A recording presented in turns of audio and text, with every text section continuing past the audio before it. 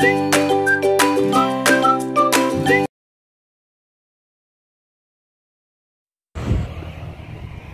guys, kita nyo yung yung buhok ko. Kita nyo yung buhok ko kung gaano ka pinapagpag, pinawagayway ng hangin.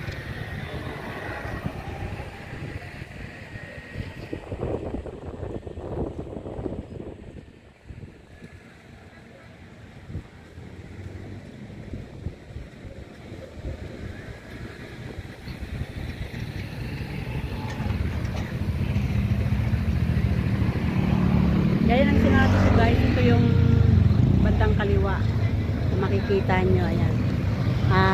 Tawid ko naman kayo guys sa kabila.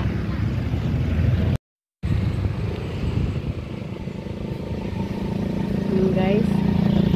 Ito naman ang makikita nyo dito bandang kanan. Pagpapuntang Calamba, kanan po ito guys. Ito yung makikita nyo sa bandang kanan. Maraming puno tayong dito lang tayo, malilim sa lilim guys. Mainit pa kasi banda ron sa gitna kung tayo ay gigitna. Ayan guys, tinan mo yung dahon ng akasya, tinan mo, maaga silang natutulog sila guys, oh, diba? Ayan, oh, tumitikom na yung kanilang mga dahon, kumbaga parang sa manok mga nakasiksik na sila sa kanilang inahin. Ayan, ito nga guys yung kanan. Ito yung kanan na makikita nyo. Itong tulay ng Luok, ito sa kanan papuntang Calamba. Ayan. Ayan siya guys.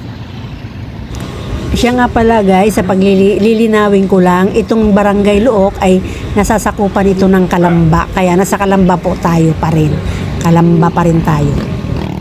At halimbawa, kung kayo ay pupunta sa bayan ng Calamba. Guys, uwi na tayo. Thank you guys for watching.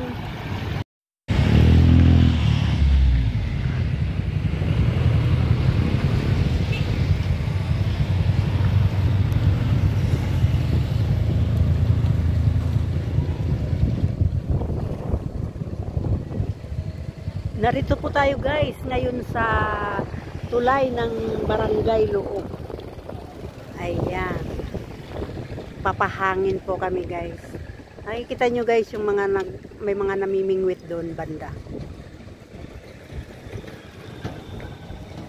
Ayan guys, ikot ko kayo dito.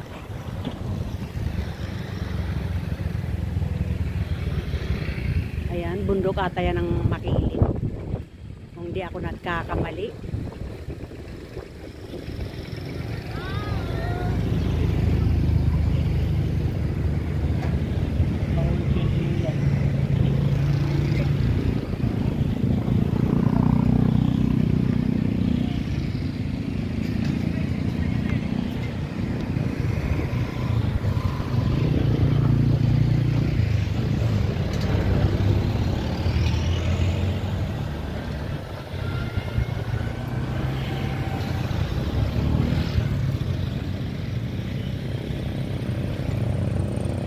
Namimingwit sila, oh. Ayan, makikita nyo guys sa baba. Ayan sa ibaba, namimingwit sila. Tingnan natin. Ayan, lalapitan lang natin. Ayan guys, oh, makikita nyo, namimingwit sila, oh. Ayan, nilapitan natin ang ating camera. Ayan.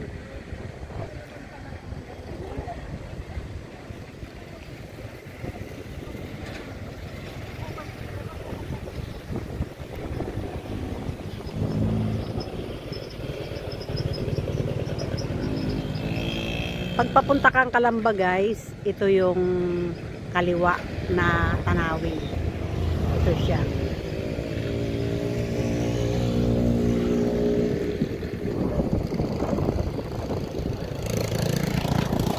Hindi na masyadong mataas ang tubig kasi ilang araw na mainit. Ilang araw nang mainit ang sikat ng araw, kaya hindi na gaanong kataasan ng tubig dito sa ilog.